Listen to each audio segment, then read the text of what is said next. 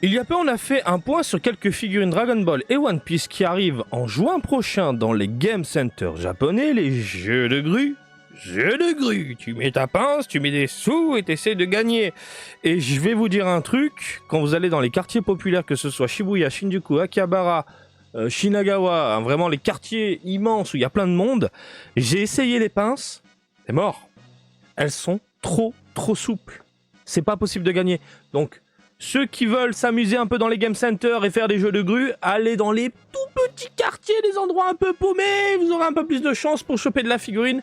Voilà, hein, c'est toujours un kiff de gagner son propre joujou plutôt que d'aller l'acheter, vraiment. Hein. Donc, Bandai a du coup diffusé d'autres images, et j'attendais ça, je vous l'avais dit dans l'autre vidéo, quand il y aura d'autres images, on en parlera dans une autre vidéo adéquate, et ça y est, on y est. De Goku, Vegeta, je suis fatigué. De Dragon Ball, de Luffy, de tout ça. Luffy, il n'y a pas Luffy.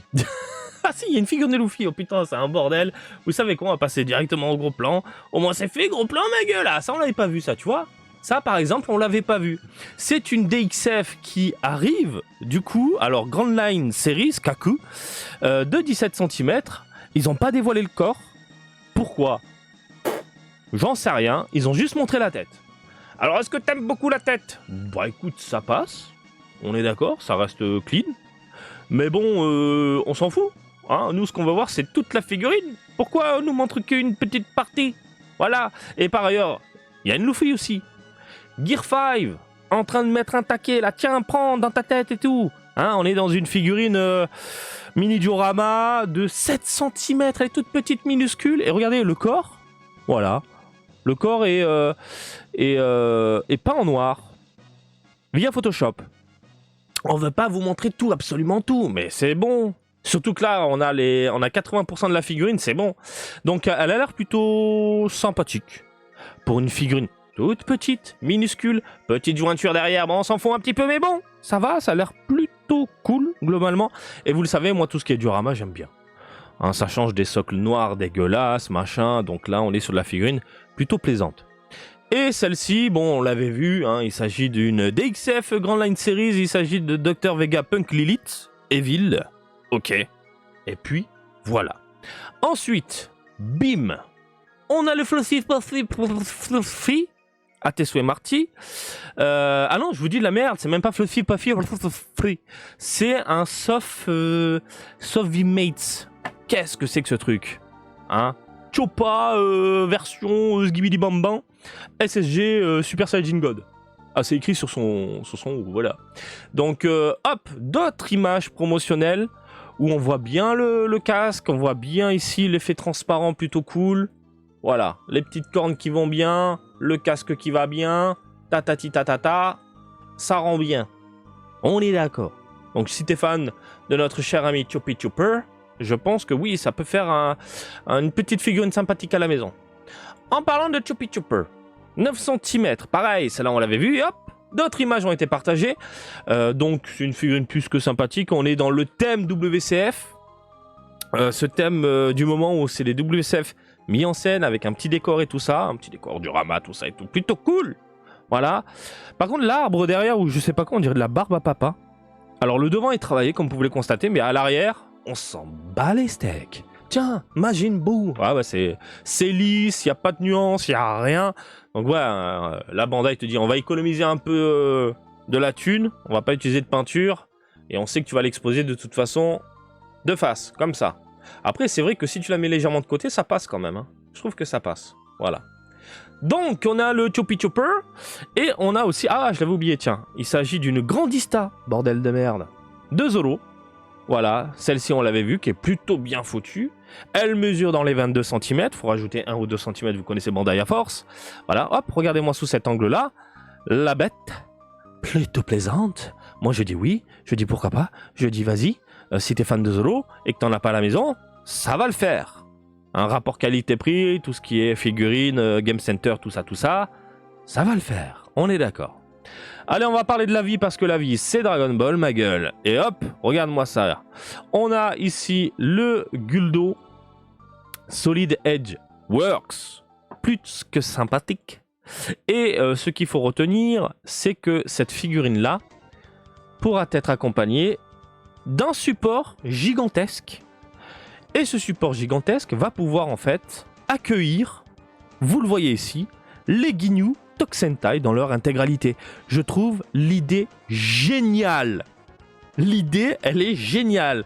Non seulement tu as le support qui représente le signe des Ginyu Tokusentai, hein, ici qu'on voit sur l'armure, hop, et le fait d'acheter tes figurines, tac, tu les positionnes, tu les mets. En plus, elles sont plutôt cool, globalement. Hein, c'est pas les vieilles figurines de merde qu'on avait eues à l'époque. J'ai oublié les noms. C'est pas les matchmakers. Ah, ça va un nom spécifique. Bref, hein, si vous retrouvez ce nom, je vous invite dans les commentaires. Et du coup, on a nos 5 compères ici, exposés, avec un support qui déchire, 31 cm de longueur. Ça le fait. Ça le fait grave, je dis oui, je signe, je dis pourquoi pas. Alors moi, j'ai déjà les Ichiban Kuji, de taille immense. Mais si t'as pas de place, que tu veux quand même les Ginyu Tokusentai à la maison en train de faire une pose totalement what the fuck, je dis oui. Donc la Guldo débarque, du coup, avec, eh bien, ce support gigantesque, ce qui est une excellente nouvelle.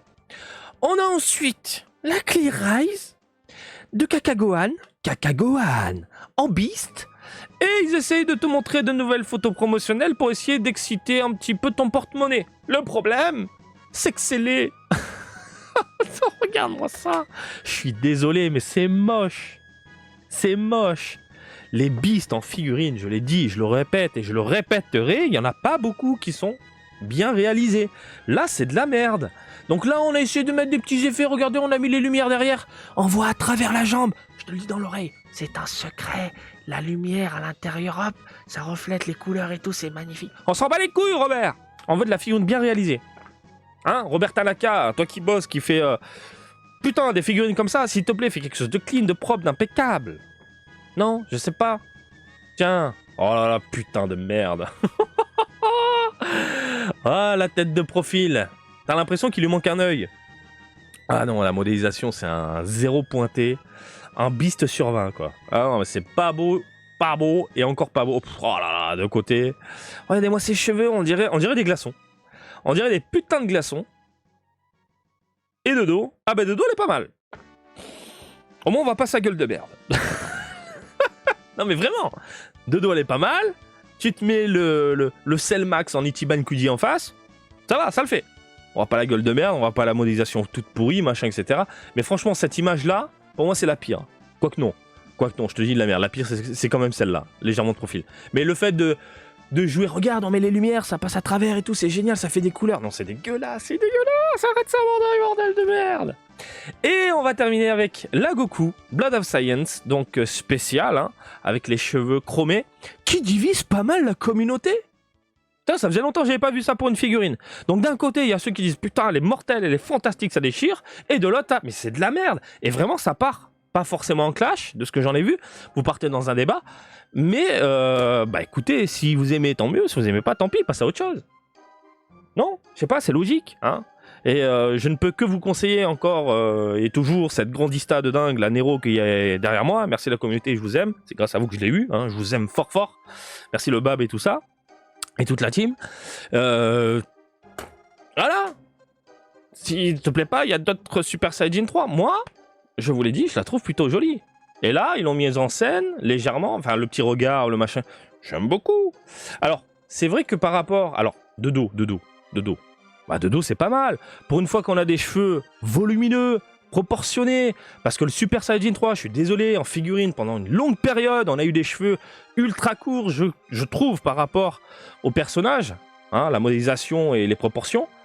Donc là, légèrement de côté, je trouve qu'il a un regard badass. Je trouve qu'il veut péter des gueules. Il est plutôt sympathique. Alors, je suis d'accord, ça manque de nuances, ça manque de couleurs. On va peut-être se retrouver avec des textures brillantes plastiques dégueulasses. Mais bordel, globalement, ça va. Bon, là, c'est photoshopé. Évidemment, quand c'est photoshopé, t'as envie de craquer. Donc, on a cette figurine comme ça. Image promotionnelle. Si je te sors l'illustration de Toriyama... Ah oui, il y a une grosse différence. Déjà, le trait de Toriyama, il est tellement piquant et dur, surtout au niveau de la mâchoire. Pour avoir vu ce dessin et une bonne partie de l'arc bout de mes yeux, je parle des originaux, tu sens qu'à la fin, Toriyama, il en a marre de dessiner. Vraiment. Tu sens... Alors attention, il y a des planches de dingue dans l'arc-bout. Mais tu sens qu'il en a plein le cul. Quand tu Fais une exposition d'Akira Toriyama, que tu pars du début de Dragon Ball et que tu arrives à l'arc-bout. Quand tu vois des traits comme ça, au niveau de la mâchoire par exemple, aussi carré piquant, c'est genre, allez, vas-y, je dessine pour dessiner, quoi. Donc ouais, si tu te réfères à cette illustration, hop, et que tu regardes après la figurine, bon, tu peux te dire, oui, il y a une sacrée différence, j'aurais voulu avoir une mâchoire un peu plus carrée. Mais c'est pas si dégueulasse que ça. Voilà, le sculpteur a quand même essayé de garder les proportions, les cheveux volumineux, le rendu clinquant, voilà. Ils auraient pu, j'avoue, mettre les couleurs du manga. Je crois que c'est basé sur l'animé, si je dis pas de bêtises, hein, l'orange ultra prononcé. Mais bon, écoutez, globalement, je la trouve plutôt jolie. Je suis très curieux de la voir de mes yeux. J'ai hâte de la voir de mes yeux. Je sais pas ce que vous en pensez, mais ça a l'air plus que sympa. Possible, attention, que je craque si je la vois à un prix de merde. Ce que j'entends par là, je vais dans un vide-grenier, je la vois traîner à 800 yens. Possible que le porte-monnaie me dise, allez Marty, vas-y, craque. À 800 yens, un petit Super Saiyan 3, ouais, vas-y, bisous, câlin. Hein, voilà, on est d'accord. Bah écoutez les amis, je vous laisse vous exprimer tranquillement pour ne pas changer dans les commentaires. Qu'est-ce que vous en pensez du Super Saiyan 3? Qu'est-ce que vous en pensez des différentes figurines de One Piece? Et comme d'habitude, je vous invite à me suivre sur Twitter, Facebook, Twitch et TikTok, Marty Japan. Et je vous dis à très bientôt. Allez, salut, bisous. Ciao, ciao.